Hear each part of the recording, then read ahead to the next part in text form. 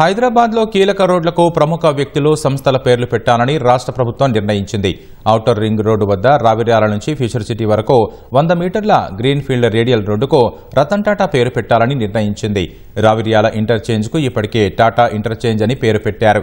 ప్రపంచంలోనే తొలిసారిగా ఓ రోడ్డుకు అమెరికా అధ్యక్షుడు డొనాల్డ్ ట్రంప్ పేరు పెట్టాలని ప్రభుత్వం భావిస్తోంది. హైదరాబాద్లోని అమెరికా కాన్సులేట్ ముందు నుంచి వెళ్లే ప్రధాన రహదారికి ట్రంప్ అవెన్యూ అని పేరు పెట్టాలని ప్రభుత్వం ప్రతిపాదన సిద్ధం చేసింది. తుది నిర్ణయం కోసం విదేశాంగ శాఖ అమెరికా రాయబార కార్యాలయానికి ప్రభుత్వం లేఖ రాయనుంది. ఐటీ కారిడార్లో ముఖ్యమైన రోడ్లకు Google street, Microsoft road, Wipro junction పేర్లను ప్రభుత్వం పరిశీలిస్తోంది.